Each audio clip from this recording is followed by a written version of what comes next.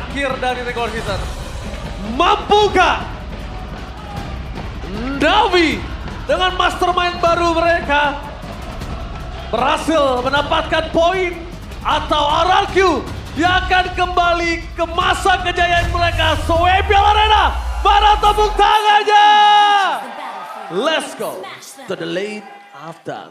Oke. Mungkin gue bisa langsung definisikan di sini kalian akan damage, Be. Kemungkinan besar ya. Seperti yang tadi udah ada kan? Seperti yang tadi udah kita lihat juga. Ketika ada dua badan, sangat-sangat oke untuk kalinya build ke arah damage. Hybrid gak sih? Ya hybrid ya. Jadi Fury Hammer-nya benar-benar dijadiin ke arah Heptasis. Habis itu nanti mungkin dia bakal build ke arah dari si Halberd. Tapi ya seperti biasa, early game yang agresif karena Khalid Cetian. Ini dua hero yang dari awal poke damage-nya, clear wave-nya. Ini benar-benar superior banget dan lagi Vimral-Vimralnya. Oke, tapi jangan pernah lupakan Lim telah berstatement ya. Coach itu nggak bisa bikin menang, Lim. Bisa membantu untuk Bantu menang bisa. Bikin menang dia yang main emang. ya itu dia. Kan. Jadi itu agak cukup berat dan emblemnya silakan Profesor Bayu. Kalau dari emblem kita bisa melihat ya, tetap dari idoknya. Emblem tank dulu untuk status yang lebih stabil. Tapi yang paling terpenting emang ada trillnya. Jadi damage-nya dari awal juga udah berasa harusnya. Ya. Apro hampir aja terkena pukul di depan sana. Ingat damage-nya harus dikalkulasi ya, Lim. Ini Cetian lah. Karena Setian dan Khalid clear-nya cepat, rotasinya cepat, dan ini dia. Lagi-lagi hanya Navi untuk seorang Kevin yang benar-benar penasaran dengan racikan formula dari sosok Why Not. Ya, karena memang belum kelihatan ya formula yang akan mereka jadiin kan di game kali ini. Tapi so far gue ngeliat metanya nggak jauh ya. Dari match pertama, match kedua. Mungkin kayak surprise ada Harit aja masih keluar. Leomord masih tetap, Khalid masih jadi primadona juga. Dan Marcel nih.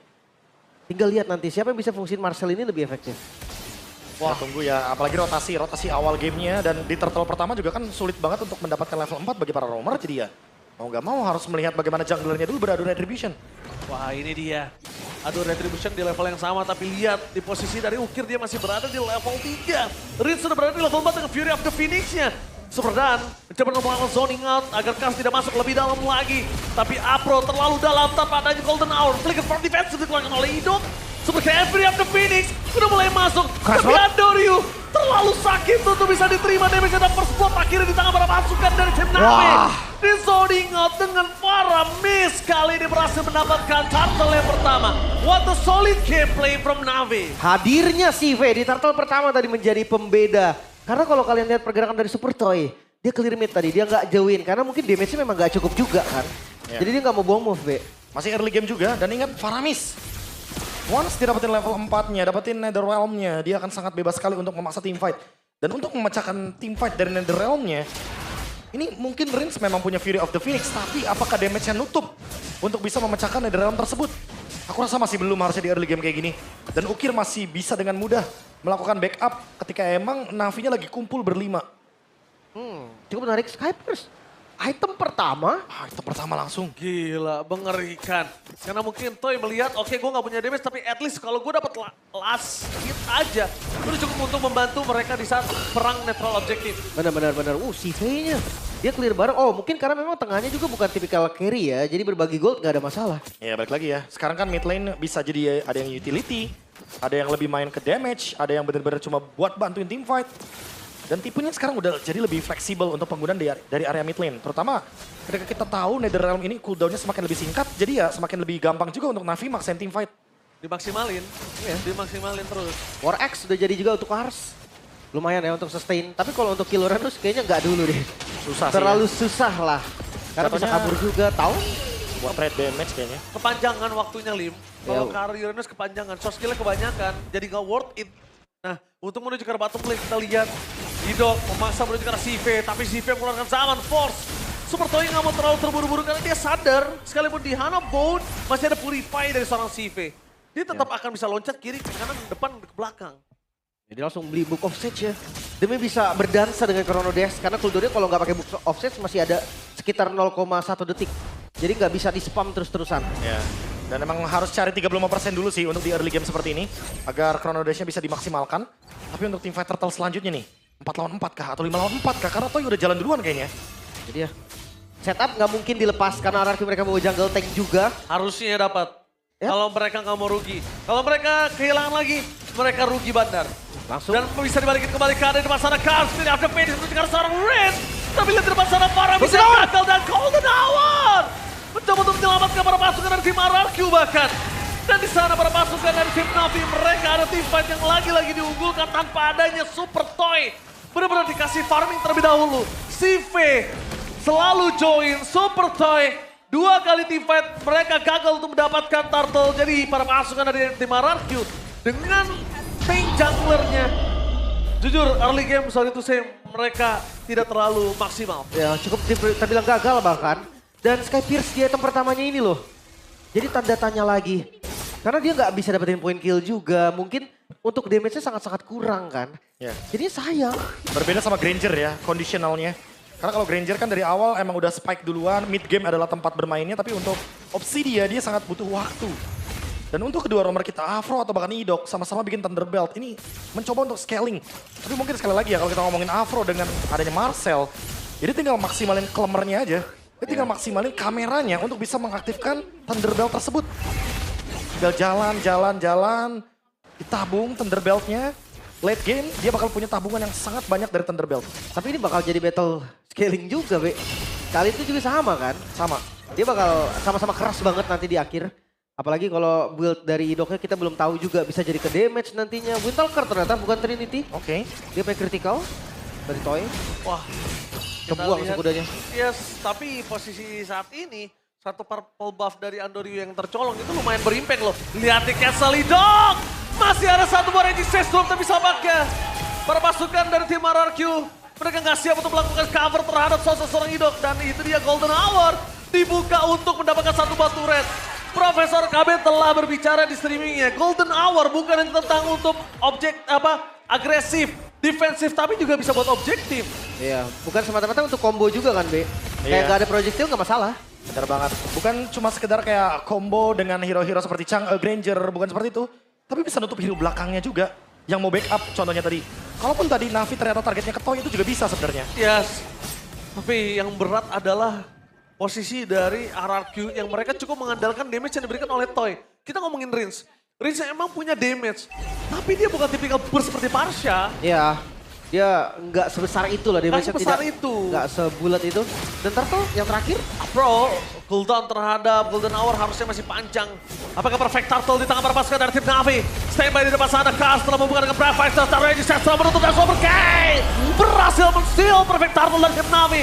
Pressword pun tidak peduli. Team fight kembali terjadi di depan sana, langsung ada satu Kars. Menjaga damage yang diberikan dan bahkan Golden Hour. Menutup jalan dari sosok seorang Super K, damage yang cukup. Tapi di balik itu semua, Super Toy belum memecahkan Sky Piercer-nya. Wow, cukup disayangkan tadi Andoryu. Dia flicker dan ditarik langsung ke belakang. Hero Phoenix. Oke, Super Ken masih mau lebih dengan Darek Sekaratul mau bahkan CV terlalu memaksakan. Dia melupakan dan Super Toy. Flicker yang berhasil membuat dirinya mendapatkan satu poin kill walaupun harus tercecer. Tapi dengan adanya Kars membalikan kembali. Looking for super kill dengan damage yang diberikan oleh Kars.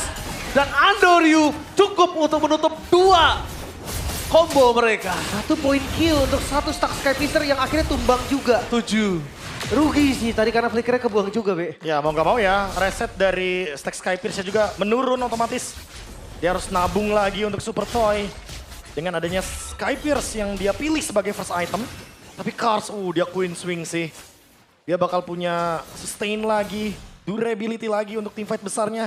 Tapi Shive, cukup terkejut aku melihat beberapa turtle dia aktif banget. Dia hadir tapi di teamfight area mid lane harus jaga posisi, hati-hati nih. Dia lupa Be, ada glowing one. Ada glowing one. Dia lupa Lim, lihat absorb damage nggak ada tadi. Mungkin ya sebenarnya terbiasa dengan Faramis ya. Jadi kadang pede banget tapi lihat turret jadi 7. Wow, Masih ke defense. Tapi lincah, si V ini harus diperhatikan sih bisa gue bilang. Oh kenceng dong. Kalkulasinya terhadap dia agresif di arah top lane aja itu udah cukup menunjukkan kalau tim fight besar, kalau sudut pandang matanya lepas dari Shive, dia bersinar. Ya apalagi ini tinggal nungguin Holy Crystal aja sih dari Shive. Dia pasti bakal force team fight terus kan. Jangan lupa kalau pakai Kosis Poldron juga bisa loh.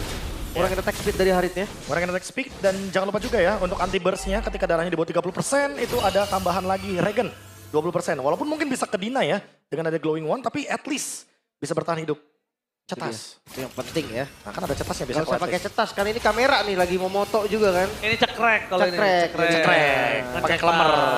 Pakai kelemar-kelemar cekrek. Gitu Berseker. Oke. Kalau ngomongin cara berseker, kita tahu dia tidak pakai Trinity, dia pakai damage burst. Dan di depan sana, para pasukan dari tim RRQ, mereka yang di setup. Karena Kars sudah stand by opposition, Super Toy tidak memiliki flicker. Kali ini udah full level, menuju ke arah belakang. Targetnya Super Dan, dan power of retribution Sive! Seven Day untuk Navi. Lihat Kars di sana, mencoba untuk mempertahankan diri, tapi nampaknya damage yang terlalu besar dan dibalikan. Dan Pressword nothing. Super King dengan damage yang besar dari Pressword-nya juga nggak berhasil menimbulkan impact apapun. Yap, dengan adanya Ukir juga tadi. Netherrealm yang bisa langsung cover semuanya. Untuk area RRQ, ini sangat-sangat kekurangan. Wah ini no wonder ya untuk teamfight besar semenjak ada Faramis. Apalagi semenjak Cetiannya udah muncul. Otomatis semua alur teamfight berlima pasti Navi pegang kendalinya 5.000 gold plus Lord. Keuntungan yang begitu melimpah 9 banding 2 kill. Ini ada gap 7 kill yang benar-benar jauh sekali sehingga membuat Super Toy pun nggak bisa untuk memanfaatkan Sky Pierce-nya. 5.000 gold difference, jangan lupakan hal tersebut. Untuk menuju ke arah Sky Piercer yang dimiliki dari Toy ini masih cukup berat.